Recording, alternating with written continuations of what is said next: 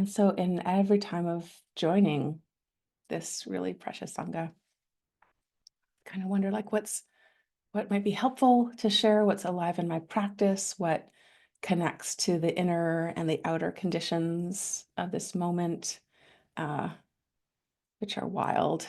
Um, and so when Coral reached out a few months ago, I said, well, I'm going to be writing a paper about attachment theory and attachment in Buddhism. So how about I give the title Attachment and Attachment um, in Buddhism and Psychotherapy, because I knew it would be very, very full and fresh on my mind. So that's the theme that we have for tonight. And I know some of you are like fairly experienced practitioners, and there's always some folks who are quite new. Um, so I hope that this share will have enough touch points for folks who are new. If ever there's like terms or I'm tossing in things that you're like, what on earth are you talking about? You're always welcome to like be like, what's going on? What was that? Put something in the chat. There's a conversation time at the end of this. So please connect in whatever way works. And also I hope to have enough for those who have experienced practices, because I know there's lots of you who are quite rooted. And so we'll see how it goes. Uh, I'll give a very brief intro to how I'm looking at this, go into some practice time, and then offer a Dharmet, and then open up for conversation. Does that sound okay? Yeah. So the theme itself, it's come up so many times. I hear it come up, especially with a lot of folks when they get into the Dharma, and they're like, is this non-attachment thing? But isn't attachment a good thing in therapy? What's going on?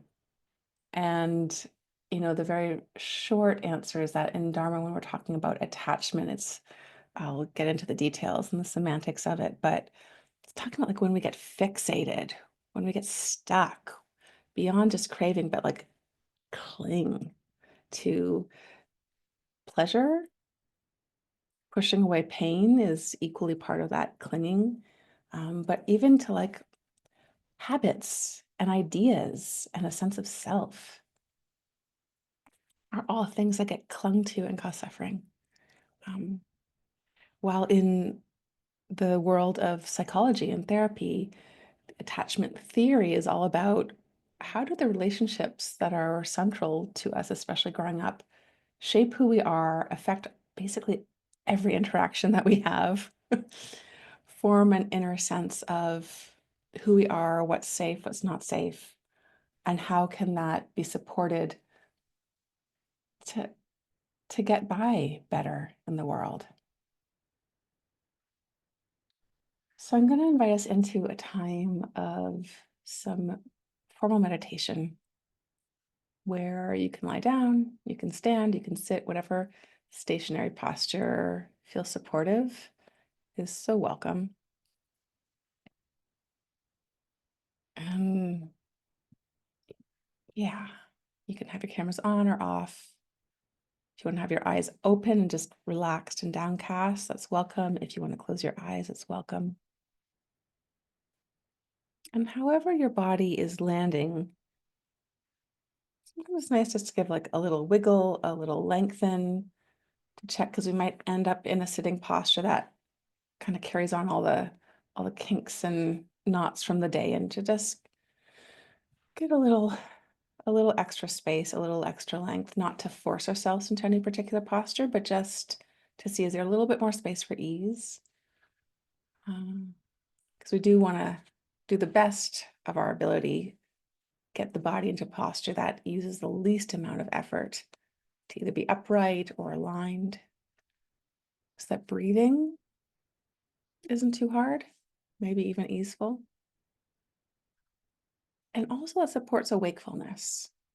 This isn't like easeful and chill out and space out, but it's like easeful so that there's a bit more space for alertness, easeful alertness in the body to support that in the mind. I'll offer 3 sounds of the bell as a listening meditation to come into this formal time.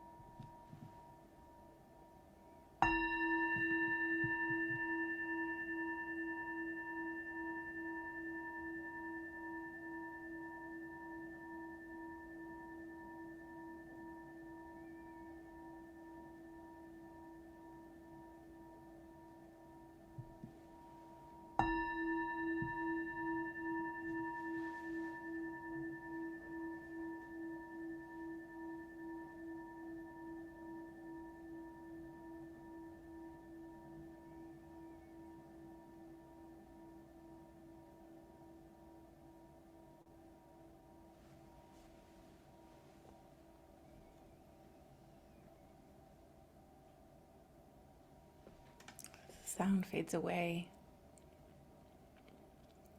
perhaps still letting the ears be open receptacles as sound moves in and out, moves through.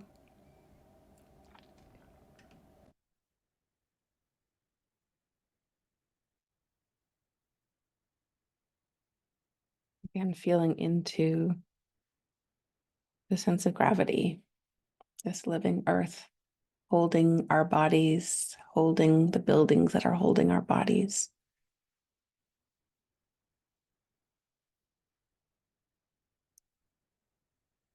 In the simplest way it can be known through the contact, the touch points where the body meets the ground.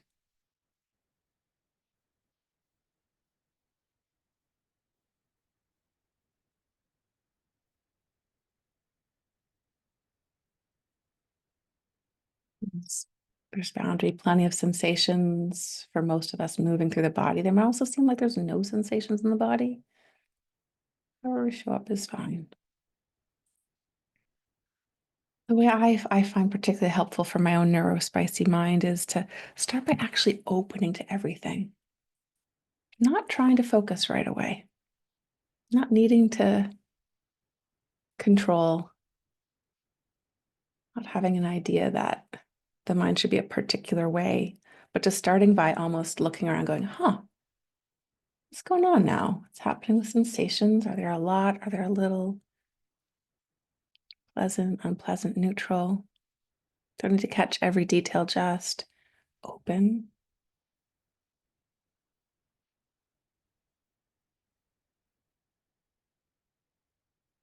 Almost like you're watching a river with debris floating through. You're just seeing, oh yeah, there goes a kitchen sink, there goes this branch, there goes a boat. That's what's happening in the sensations. And how is the terrain or the riverscape of the emotional field? Maybe a lot of big, strong emotions, maybe tiredness, numbness.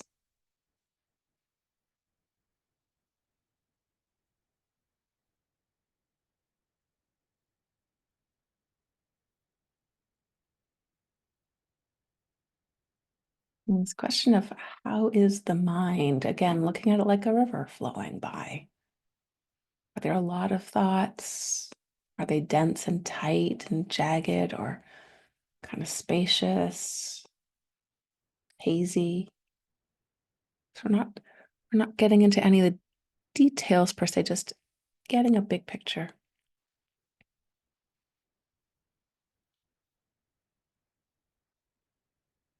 And most of us will have very strong habits of wanting the mind to be a certain way, especially in meditation. Maybe wanting the body to feel a certain way. At some point, it won't. So in this practice, the invitation is over and over again to notice, where is there a bit of attaching, a bit of fixating upon, oh, I want it like this. should be different.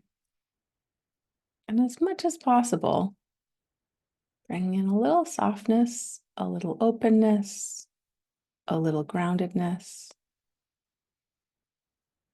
and to see what would it be like if I didn't fight the inner experience, but just got curious.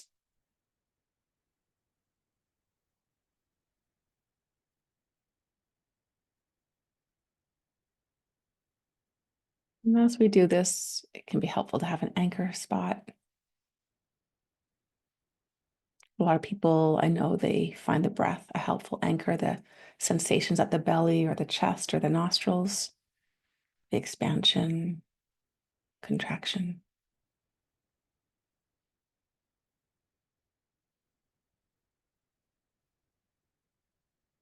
The touch points, body sensations of contact to ground can also be a really helpful anchor, resting spot. Or the open ears that stay attuned to sound coming through. That can also be an anchor. And like the function of an anchor of a boat, say in a river, having an anchor doesn't mean that the boat of our attention stays perfectly still. It means that it knows where to come back to. It's gonna go in some different directions, but that rope is actually there to make sure it doesn't go too far. To know where that home base is. And so if you can use your anchor like this of resting, unwinding, say into the movement of breath, into the pressure and denseness of the touch points, into the vibrational micro sensations in the ears of sound passing in and out.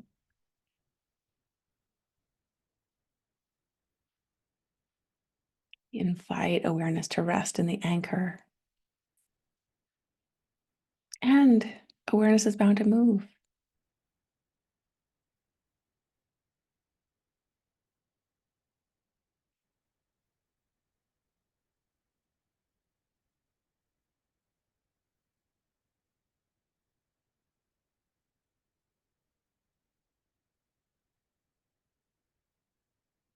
From time to time, just keep checking. How is it now? Is there any attachment? Is there any fixating on it should be different?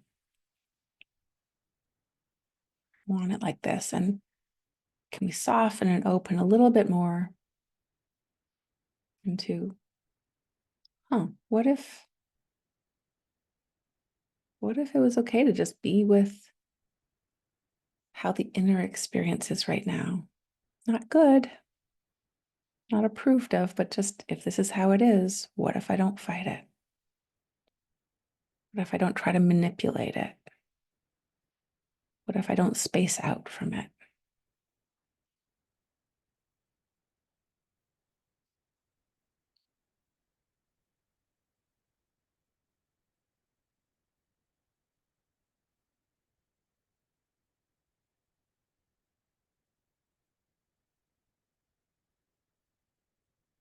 Staying in the anchor.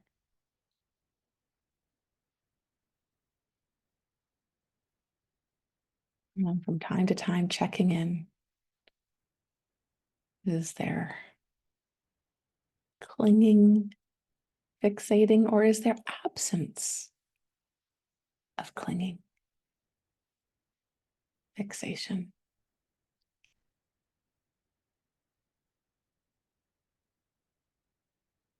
Oh, what's the absence of fixation like?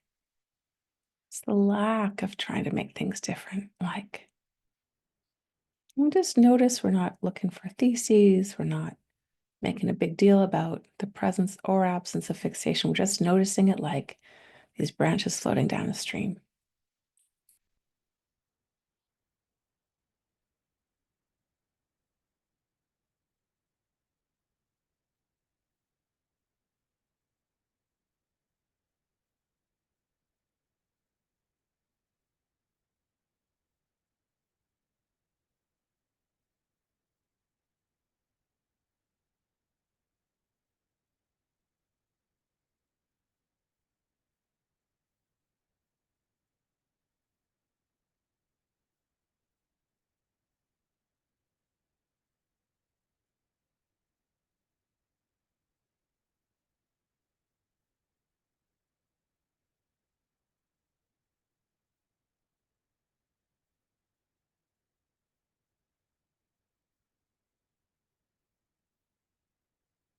Resting in the anchor.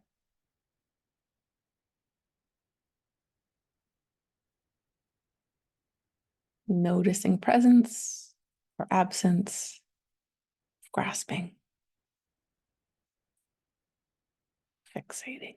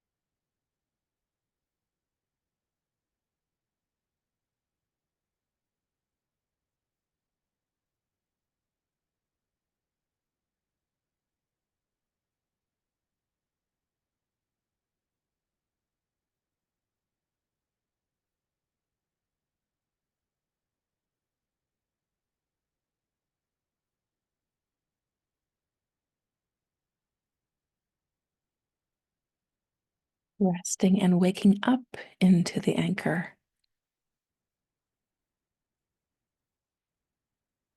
Noticing presence or absence of grasping.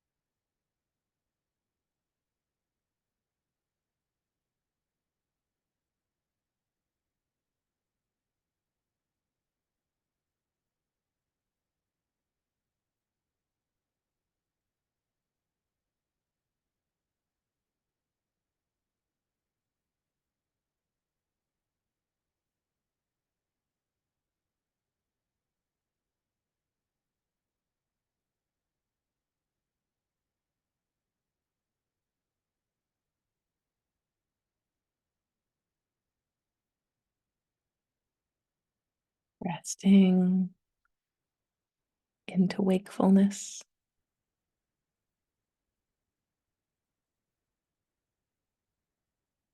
Turning to the anchor. Noticing presence or absence of wanting things to be different.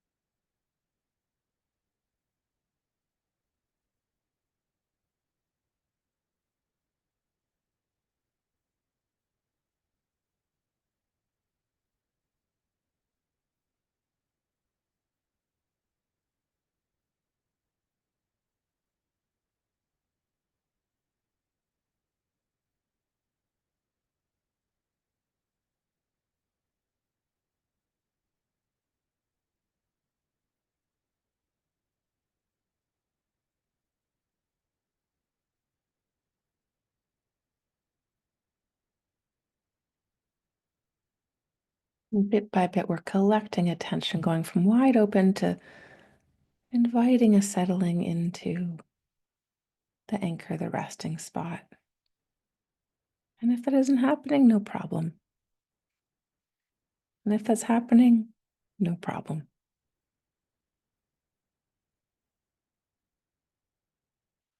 The last little bit of this practice, we add curiosity about what's the quality of attention that's checking for the presence or absence of fixating. Is there an inner judge commenting on the state of awareness? Is there a kind friend noticing, going, oh, that's neat? Is there a loving elder supporting? Could there be the care of a loving elder or guide or spirit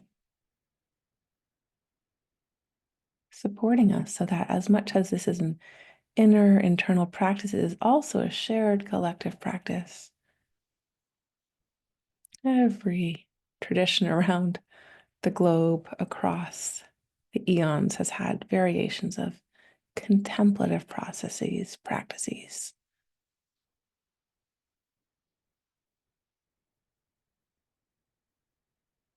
And starting with the simplicity and the power of earth holding our bodies, that is perhaps the most direct form of support we are receiving. And what's it like to receive support in this practice? Earth holding the full catastrophe of whatever's going on right now with us as we are practicing together, some in shared space, all of us shared in time and intention.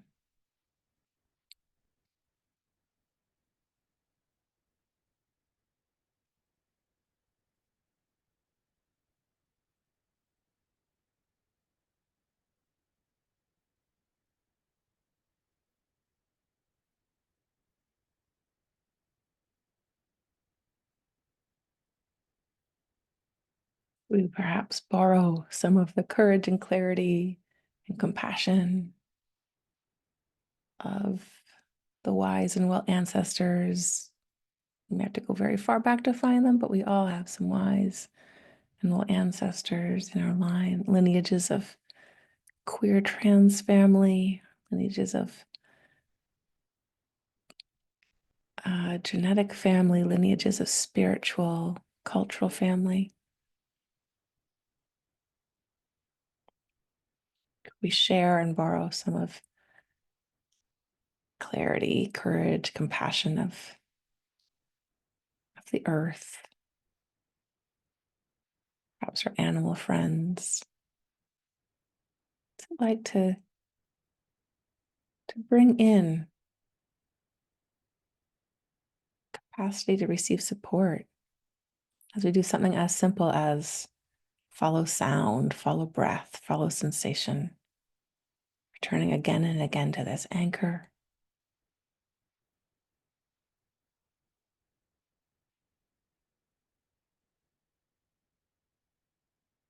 Noting where there is presence or absence of fixation, of resistance, which means we're also noticing where is there presence and absence of freedom.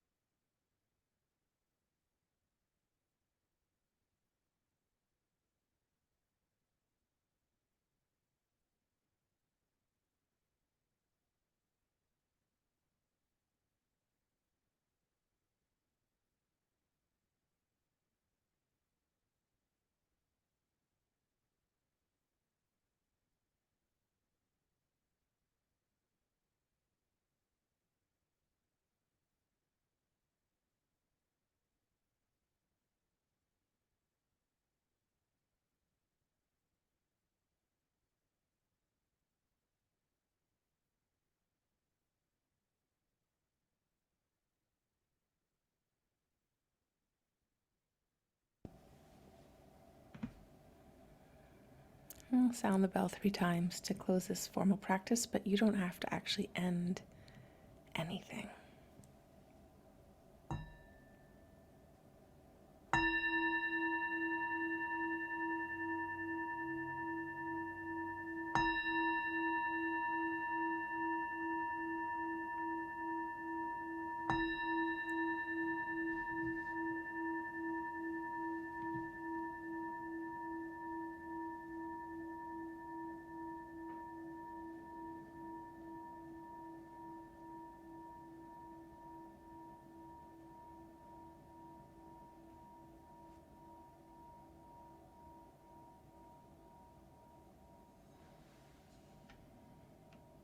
Let's see what it's like to continue this awareness practice as perhaps you open your eyes and return the visual field into awareness, receiving color, shape, texture.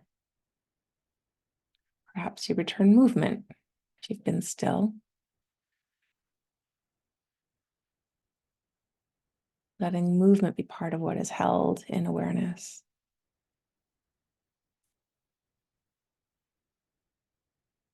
And especially offering some of this courageous, clear compassion to the body. If massaging or twisting or shifting is supportive, please do that. Or maybe you're staying in your meditative posture. That's welcome too.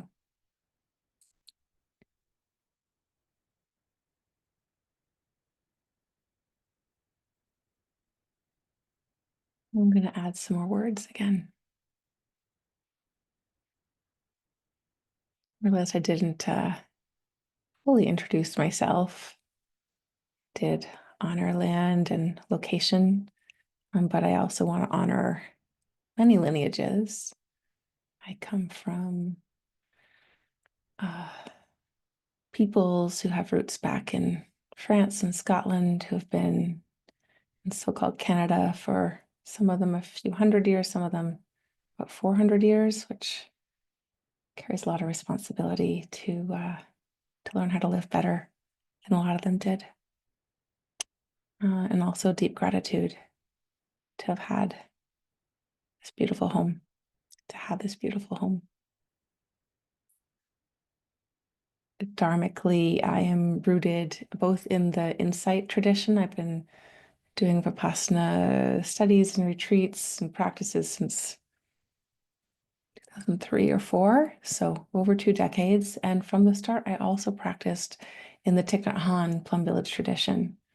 I've been blending these two for a long time, and I spent 9 years as a monastic in the Plum Village tradition. I was ordained by Thich Nhat Hanh in one of the last groups before he had his stroke, and that was quite an honor, a challenge. Lots could be said about that won't be said. But these two Buddhist traditions are so alive in me. And you'll probably notice a bit of blending for those of you who are familiar with Mahayana and Theravada or Northern and Southern schools. You might notice some blending. And if you don't know what I'm talking about, don't worry. It's not that important. But it is important for me to honor. I've had a lot of really wonderful teachers, including Molly Swan and Norman Feldman, who are some of the supporting founders and actually teachers of Daryl, as well as Thich Nhat Hanh and the more recent teachers at TNI. And I've also been studying quite a bit with Thanisara and Kittisaro, who were monastics in the Thai forest tradition, but also studied Chinese Chan and have quite a blend of, again, Northern Southern school, the sort of more practices we might be familiar with, along with devotional Kuan Yin practice, which is where my heart lives. quite a devotee, quite a devotional practitioner, and the way Thanisara and Kittisaro also really blend in justice, ecology, and awareness of trauma and mental health is quite unique, and so it's an honor to have really wonderful teachers who combine all the things that I'm also passionate about and try to combine myself.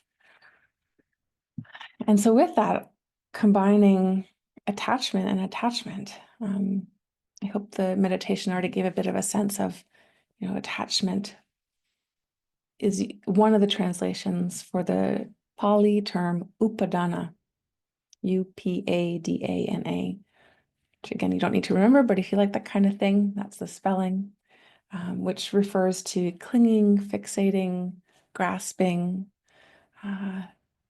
or attachment is one of the translations that's given. And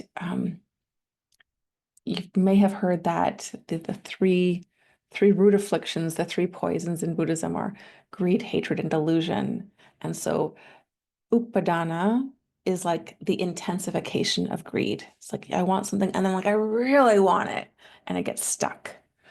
So that's this quality of upadana. And then, like I said at the introduction, a lot of folks, especially folks who are new to Buddhism, folks raised in Western societies, raised under colonialism and modernity and capitalism and a psychological scientific worldview, be like, so Buddhism has basically nothing good to say about attachment. It's like attachment is bad. This is the source of suffering.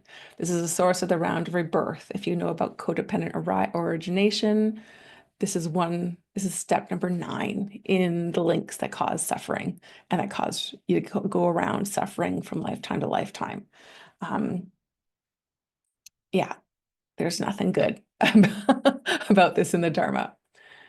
And then if you have any knowledge of a Western psychological therapeutic worldview, if you hear the word attachment, it's like, well, secure attachment is like the basis of everything good. Attachment is how we shaped all of our patterns, like not all of our patterns, but it's so central through the relating. The theory comes from looking at infant child development, how the relationship between child. A lot of the studies were done originally with mothers, but it's really any caregiver, any attachment figure, where the infant and child is attuning to for safety. Through attachment theory, it says like a part of why I find this so interesting and why I like it is that it's seen through evolution. It seems like these aren't like choices that you make. This is something that's programmed, if we will, into all primates. Apes do it, chimpanzees do it. We don't have a whole lot of ways to protect ourselves as little ones. So we have this programming or these instincts to stay attached or connected to caregivers because that's our best chance of survival. And attachment theory posits that when there is a healthy and sufficient attachment bond, the relationship provides the kid with proximity maintenance that like you're actually in relationship. There's a closeness, a secure base so that there's a sense of like where you can go for comfort. The separation distress is one of the factors that like it doesn't feel good to be separated, and what they call a safe harbor, that like when things have been scary, it's a safe place to come back to. That's where those are the main qualities. And there's a lot of popular, especially like Instagram kind of reels of what kind of relationship do you have, so that it's not just about what happens in childhood, but how you relate as an adult, especially in intimate partnerships, can reflect the kind of pretty much always reflects some sort of pattern that we learned as a kid or learned through another significant relationship that can go towards what we call anxious or preoccupied, where it's like, oh, I don't know if the connection's gonna be there. Need to try harder to keep that connection, or if the connection just wasn't offer, there wasn't sufficient attention given, then we might become avoidant or dismissive because it's like, well, the person wasn't there anyway, so that was too hard. I'm just going to take care of myself.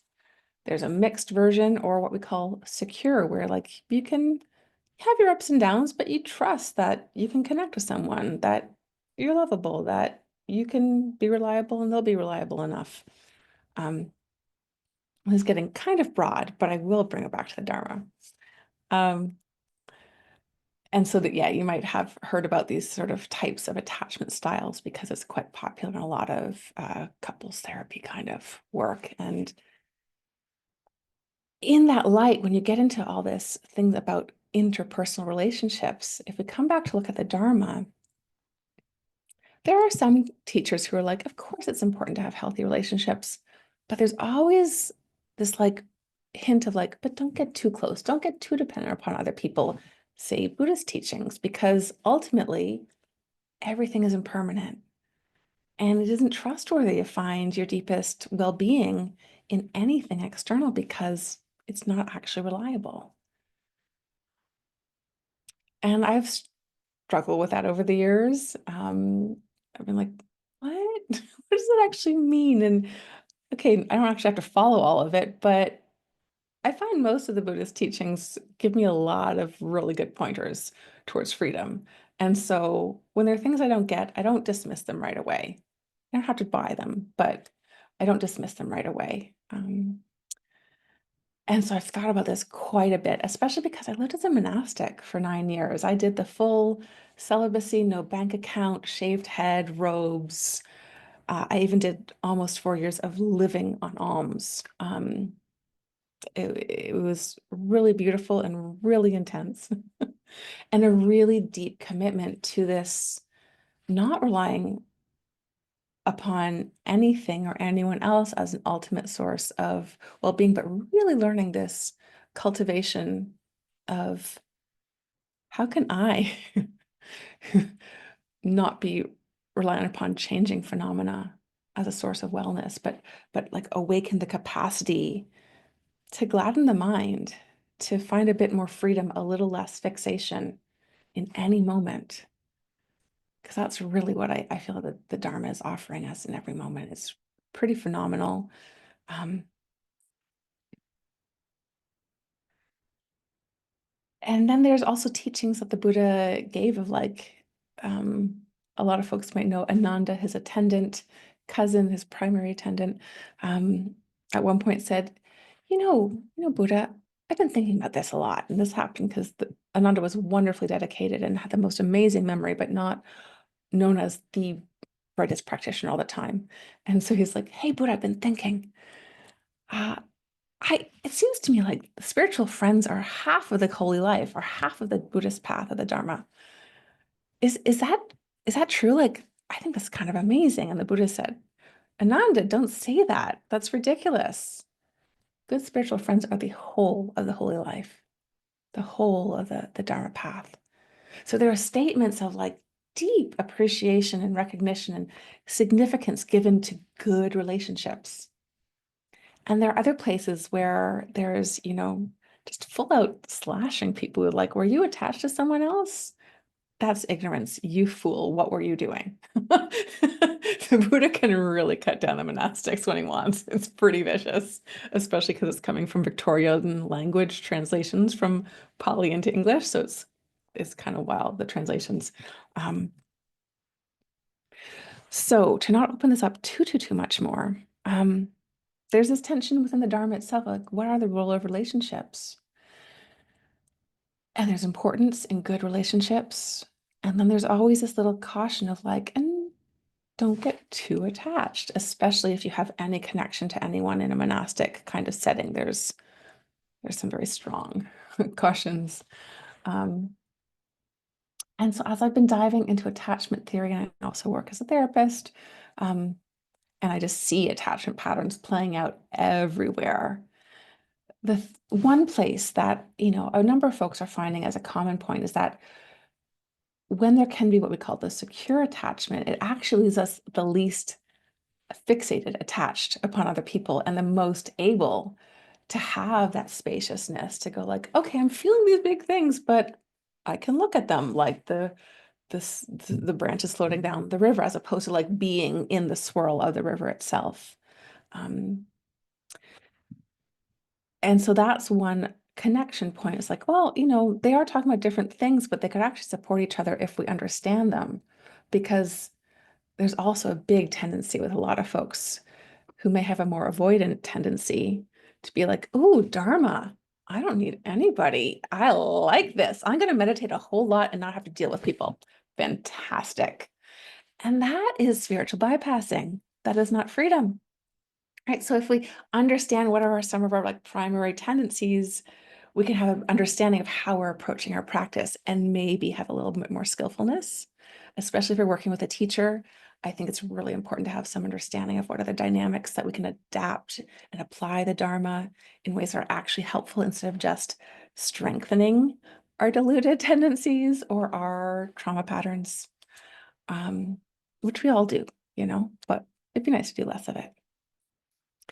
However, the reason I gave this list of these 4 aspects of attachment theory is that there's a lot about relationships being a place of secure base and safe harbor, 2 of these factors that traditional Western psychology looks at purely from interpersonal one-on-one relationships kind of way. But there's been fantastic work by all sorts of folks, especially doing cross-cultural work and a lot of beautiful decolonial work, because they see the dangers of applying attachment theory universally that cause some really big problems. But especially the idea that you're only going to have these deep attachment bonds across, say, parent-child relationships, because if you're raised collectively, communally, it's different.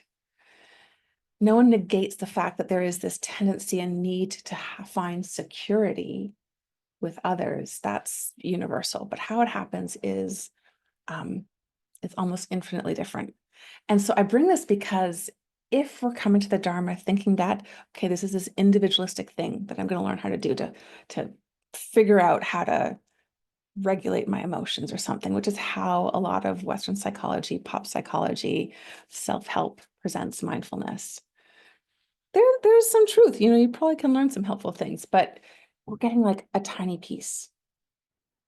If we understand that we can find secure bases, and this is where it's not just in groups, but there's been work done to find like, oh, actually, attachment relationships can happen with the divine, with a Buddha, with a God, with a bodhisattva. It can happen with land relationships. We can find this sense of secure base and safe harbor in almost infinite ways. And I bring this because a lot of ways that the Dharma has been transmitted to Canada, to the West, has cut out, at least white folks have cut out a lot of the larger devotional pieces, the cultural practices that provide safe harbor and secure base and safe harbor. And so I'm saying all this because I've always wanted to find ways to encourage folks that whether you have a cosmological belief that fits a particular Buddhist framework or not, to give more and more reasons that like, oh, maybe trying some of the chanting, some of the bowing, maybe seeing what it's like to get to know Kuan Yin or get to know the earth as a bodhisattva, as a great awakened being who is present with us, who can give us support, who is supporting us in every moment, is actually a phenomenal way to engage in practice. And so I'm just kind of like giving these little tastes, and you might notice it was sprinkled through the practice that we did. This like, what's it like to not just sit here as solo selves, but to recognize we're connected in community, we're connected in relationality with land, relationality with ancestors, relationality with earth spirits, tree spirits. And again, you may be like, maybe I don't believe in that. And especially as queer and trans folks, like there's been so much wounding from religion, so many really, really, really, really good reasons to be like, back off anything religious, right? And I respect that. And I have been in that place for a very long time in my life. And then it changed. And so finding pathways that don't require you to take on beliefs in a damaging way and can open us to the beautiful power of finding ways to have secure base and safe harbor in our practice, I think are really, really, really important. So I kind of just like dumped a whole lot in there, but we also started with like just really simple practice that's been recorded if you want to come back to it. So I want to stop here and give time for conversation, because maybe some of you are like, oh yeah, totally, and others are completely lost. So I want to have some back and forth. And I really thank you for welcoming me. And I think I often come in and I'm like, here's a bunch of ideas. What do you think? But it all comes from what I find really alive and really important and helpful and often unnamed elsewhere. So I'm hoping this is offering a little bit of support. So